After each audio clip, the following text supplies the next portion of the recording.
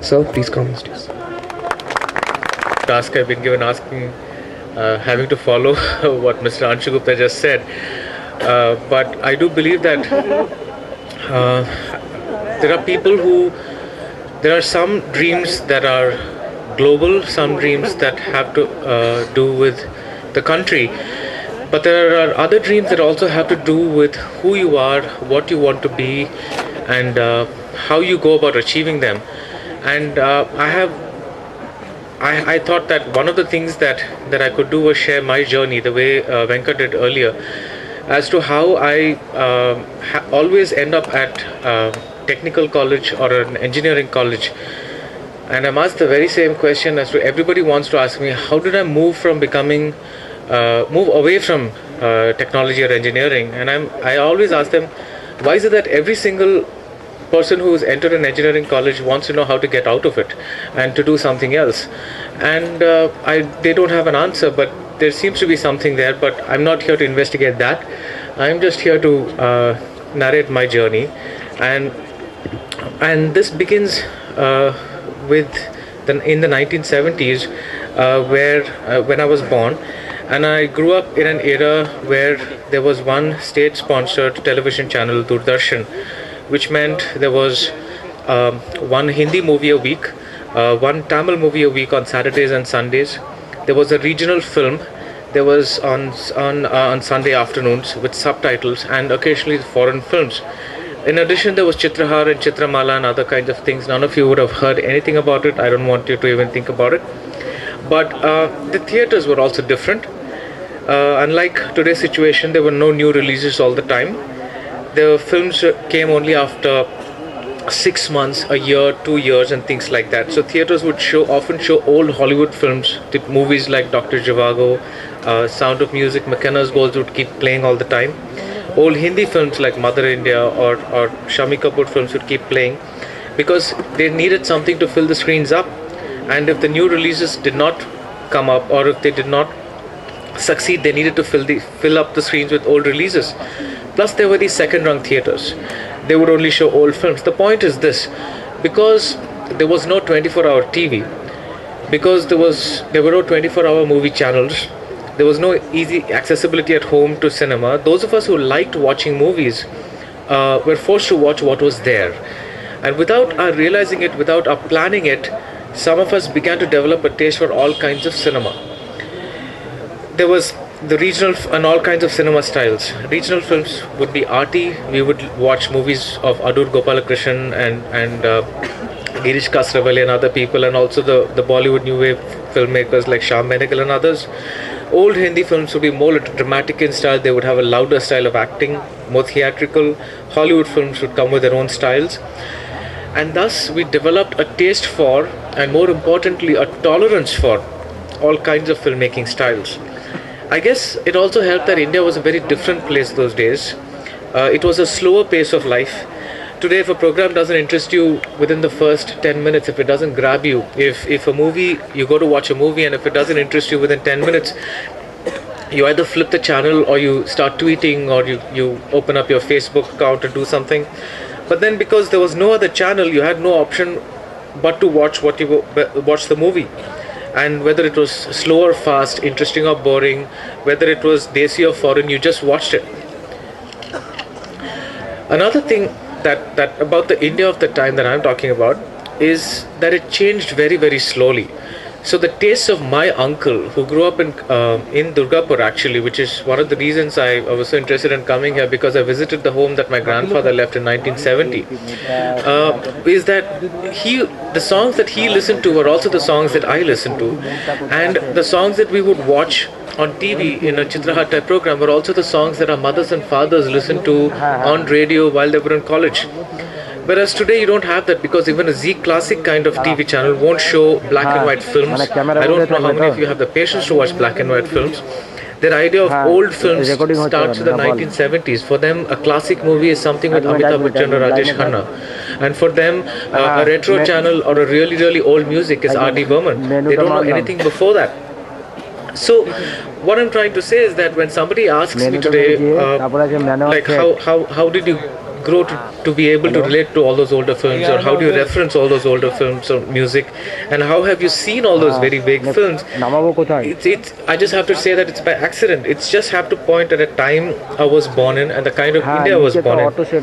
Another question that I'm often asked is how I developed the so-called critical eye, and I often put that phrase in quotation marks because I don't know if there is something called a critical eye.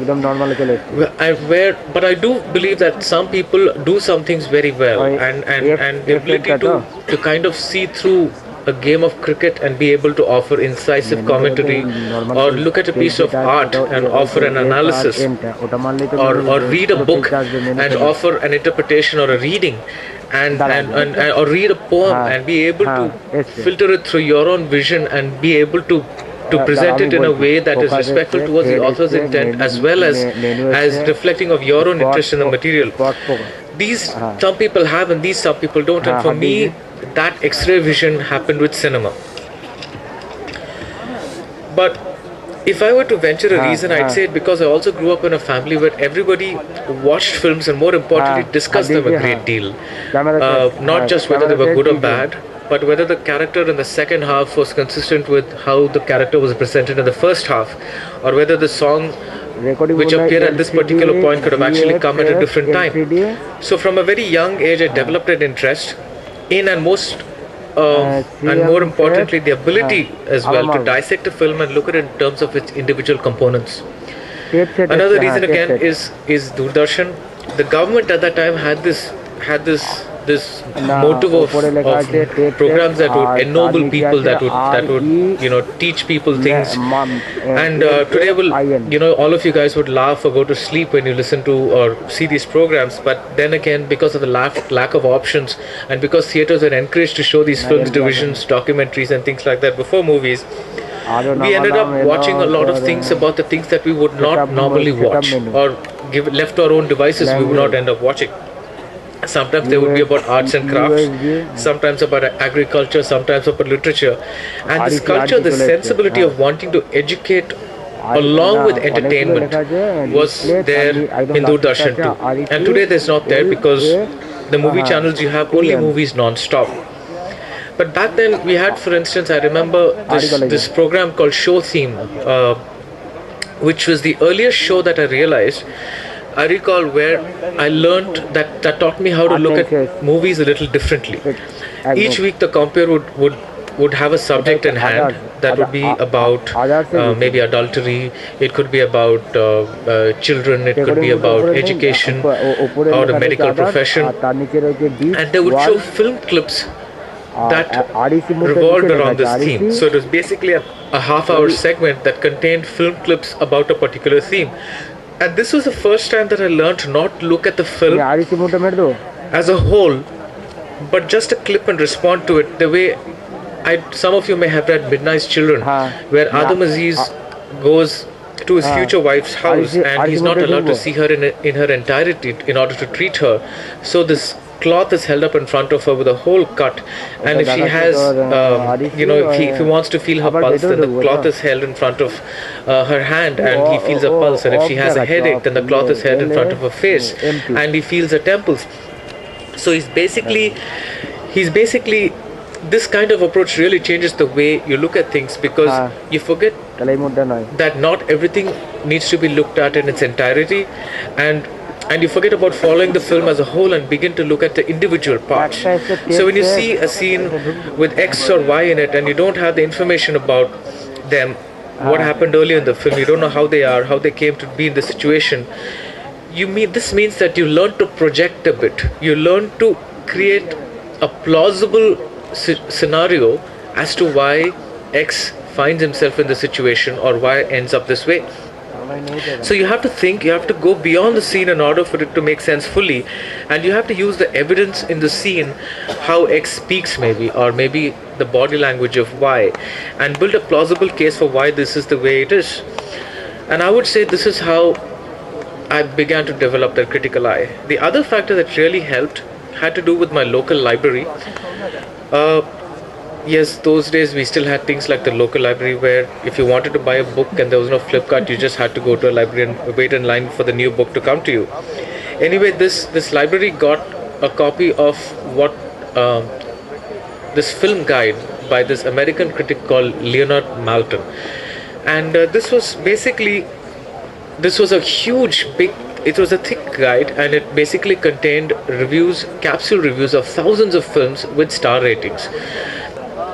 Today, I don't think much of star ratings. I don't believe in them at all, and I don't have much faith in capsule reviews either. But then today, I have the internet in front of me, giving me long essays and opinions about cinema from all across the world. And you guys probably discuss movies on internet discussion boards. But back then, this guide was all that was there, and when I'd never seen anything like it, and when I saw it, and I knew I had to have it, so I just stuck it inside my shirt and walked out of the library. That was something that I just did, and I spent days and days and days reading it. And that's another reason I kind of developed an interest in older films, and I knew so much about this was the film that I needed to see, and this is the film that I need to watch out for when the USIS would announce it on their screening schedule. I think there is some truth to the claim that whatever we see, read, or hear till the age we are 20 or maybe 22, till we graduate from college, are sticks with us forever, because those are the days our mind is free from baggage and it's practically a blank slate. And that naturally brings me to my school and college. Till the 10th standard, I didn't have much of a problem. I was a good student. I wasn't particularly brilliant student. I was pretty average in most things. But due to rote learning, you could still do well those days. I don't know how it is these days, but those days you could just end up mugging a lot of stuff and get away with it, because your questions were all of the same type. But then in class 11th, I had to make a choice: science group or commerce group, and I was interested in neither.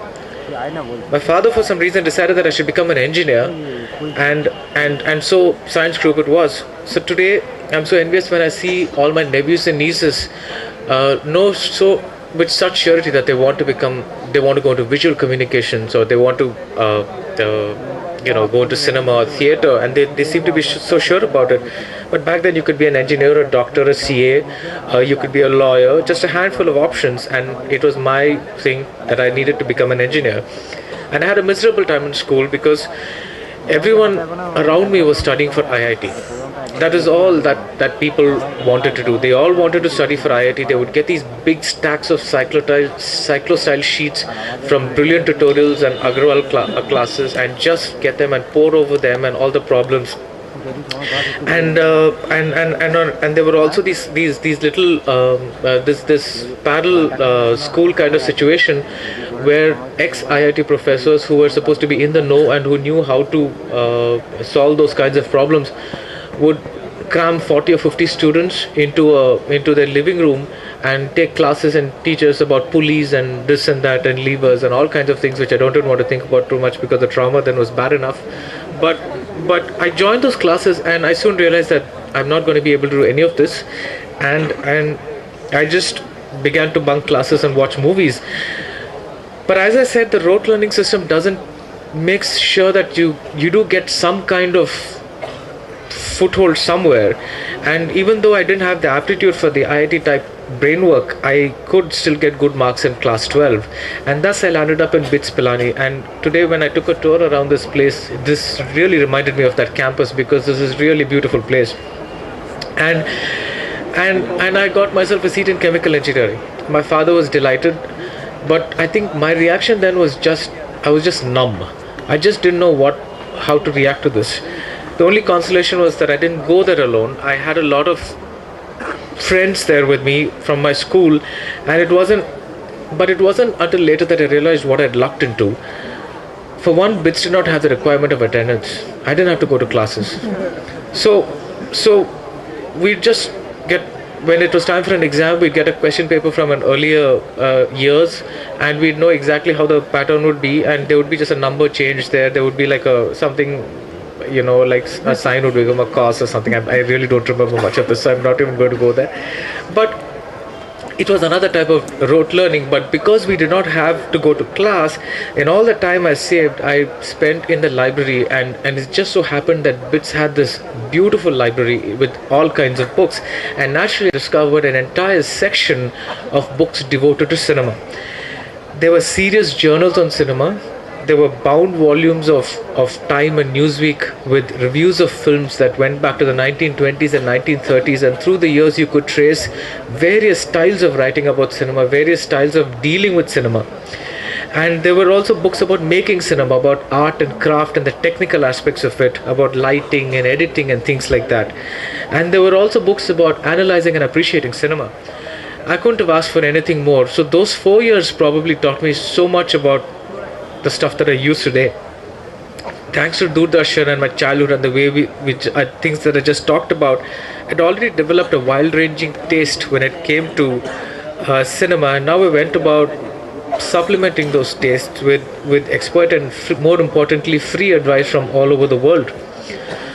I'd say that this is the time that, if you want to call it that, the critical eye began was supplemented with a solid theoretical grounding, and every film I'd watched there I found myself being able to look at in different ways, appreciate in different ways, and more importantly I found myself being able to apply a reading to it. And then bits came to an end. What next? Obviously those days no one could tell their parents that they wanted to become a film critic, because I myself did not know that I wanted to become a film critic.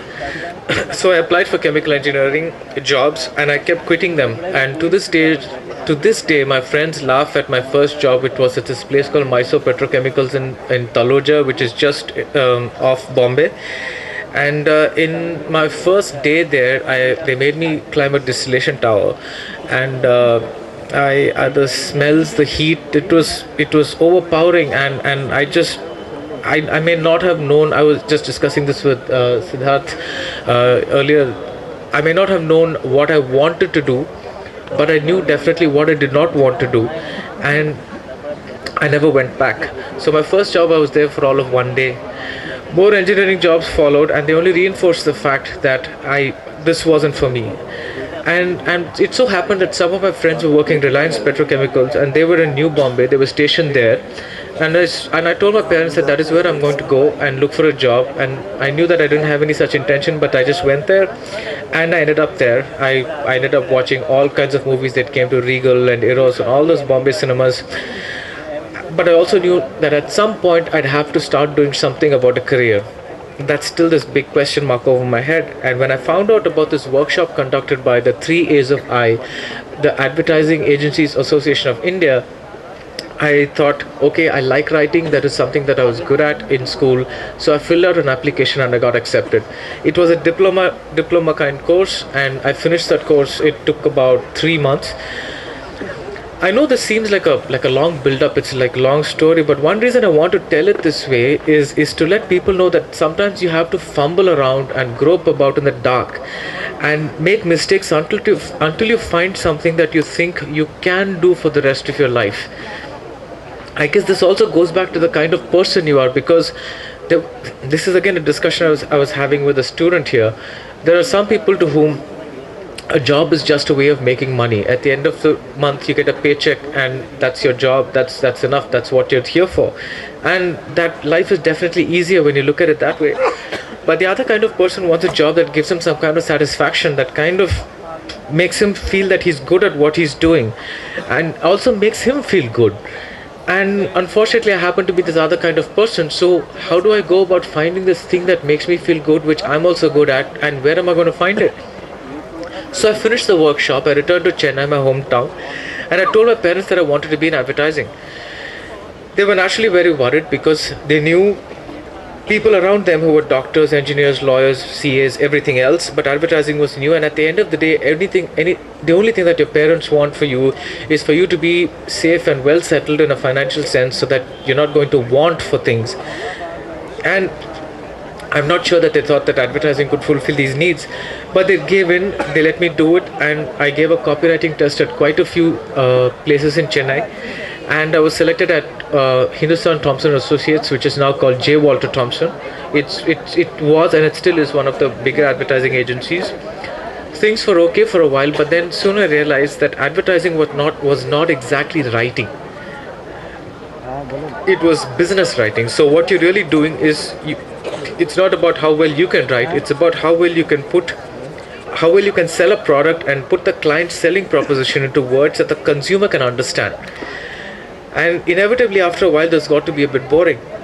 Then the one bright spot in those advertising years, apart from the friends I made there, were the trips to the USIS, which was very close to the advertising, the company that I used to work for. And again, there were a lot of Hollywood classic that I would see, and I ended up going there quite a lot. Meanwhile, I'd written the GRE, which I'm sure that some of you have written and are planning to do. And I said, why not go abroad and study for some time and do something, but what to study? Again, obviously, engineering is not a choice. At least I didn't want to do it, but let's do advertising. And I applied and I got admitted with a full scholarship to this liberal arts university in Milwaukee, Wisconsin. It was called Marquette University. And I first thought that my engineering background would be a detriment when I was applying for an advertising degree, a master's degree in advertising. But actually, then I found out that universities in the US actually prefer students with a varied kind of background, and they also prefer somebody with work experience. So both these things really helped in my favor. The fact that I was hopscotching across life was actually, for a change, it was helping me. And so it was goodbye to working in advertising, and hello to studying advertising. This was 95 to 97, and after graduating from advertising in the US, I found that there were practically no jobs for brown skinned copywriters. And it was a very white dominated industry, and understandably so, because advertising is all about local culture, about speaking a particular cultural language. And they must have thought, how can this Indian chap communicate to American consumers? But luckily, I'd taken up some computer classes while I was doing my advertising degree as electives, C programming, that kind of stuff. And that was to come in handy, because Y2K was approaching, and everyone thought that all computer related systems were going to crash. So anyone who knew how to tap a keyboard was suddenly in demand, in great demand. So once again, I found myself in a career change, and you can only imagine how terrified I was when I had to pick up the phone and call my parents and tell them, listen boss, I didn't want to do engineering, I didn't want to do advertising, and now I'm really going to do software programming. This continued for a while, and I was first with a consulting company. They placed me with a few clients for a while, and I was terrified initially, because sometimes you'd land in the thick of a project, right in the middle of something, and you won't have much time to train, to pick up speed in either the language or the business models out there. But again, I guess one of the strong points of being an Indian is that you get really good with this jugaad kind of situation, where you kind of, manage to kind of do a bit of this and learn a bit of that, and ask some friends about how to do this, and kind of know how to go about doing things. And one of those clients, and that's how I got along for a while. One of the clients I was placed at happened to be Motorola, and after a while they liked the work that I was doing, and they offered me a full-time position, and I was accepted. So life should be set, right? I mean, a job with Motorola in Chicago, good money, good place, what more can one want? But that old itch came back again, that I was merely earning a paycheck, and that I was not doing something that I was good at doing, and that was making me feel good doing. I ignored this itch for a while, but these things won't be ignored. So for some people, they'll come back and they'll fester and they'll begin to haunt you. And one day I decided that if I didn't do something about this, then I would never end up addressing it at all. And I handed in my resignation. And I'm not even going to tell you about the phone call I had to make to my parents at that point. But what would I write about? I knew I wanted to go back finally and give writing a full-time. I wanted to give it a real shot. I mean, nothing more about the dabbling. I wanted to give it a full shot. But what would I write about? When I was in the US, I began to write for the first time small reviews of the films that I was watching. When you are away from your country, you end up watching a lot of the movies from your country, because you feel homesick, and that's one way to address this homesickness. And you really miss home, and you watch all the Desi movies. I'd go to the local Indian store, I'd find out the schedules of what movie was playing where, and go there, drive all over town to find that movie, and there'll be 3 other idiots in the theater with me, and we'd all end up watching this really crummy movie, and I would end up writing a review. And because email was available then, I'd mail these reviews out to a few people, and they enjoyed reading these reviews, and they mailed it out to a few more people, and slowly the reviews got a large audience. And without my planning it that way, without my consciously planning anything, I was just doing this to keep myself from going soul dead in an industry that I wasn't really relating to, and to keep my creative energies alive. And one of those people who got those reviews happened to be visiting Chicago, and she knew that I was there because she'd gotten the reviews and she'd asked, "Who's this chap?" And she then said that we should meet. So I went over, we met, and she asked me about the reviews, and I said that I was doing it part time, or rather after work, and that I wanted to do it full time. And the first thing that she told me was this: there is no money in writing.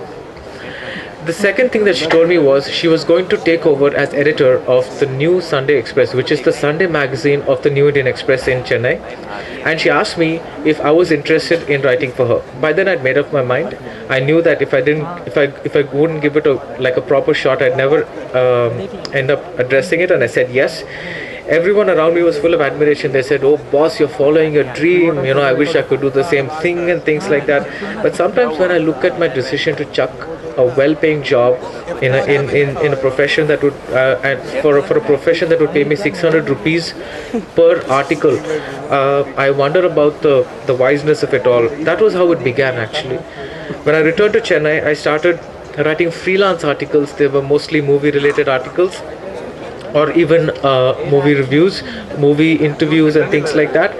And why cinema? Again, because that is something that I had an interest in, that I had an aptitude for. I could read it, I could engage with it. And it was all about, and after all, this was about doing something that interested me, and cinema interested me, and writing interested me, and reviews seemed to combine both of them.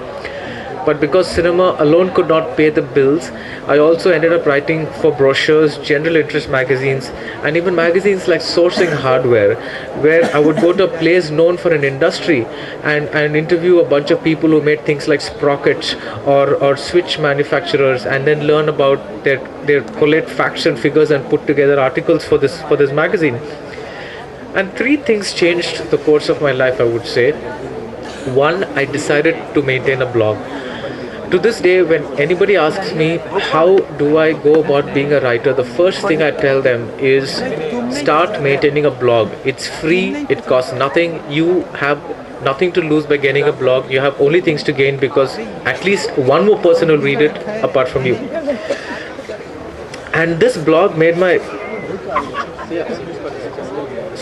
this kind of blog, this really made the article, my articles come up, like reach a lot of people, and more importantly, the right kind of people.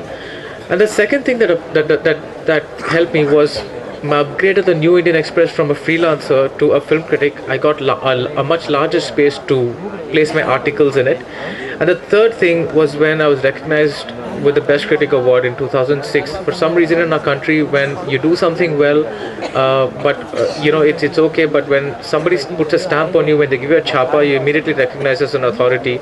And that really helped me, and now I am a deputy editor with the Hindu, and I don't know if, when people ask me today if I have achieved what I wanted to do, I still don't know, because sometimes when you look at things too closely, you don't know them. But all I really wanted to say, and perhaps it's a roundabout way of saying, is that if you have an itch, an instinct, if something inside you is telling you that you'd rather be doing something else, then listen to that voice. You don't have to necessarily chuck everything up the way I did, but you just have to give it a shot, because who knows where that shot could take you. Thank you.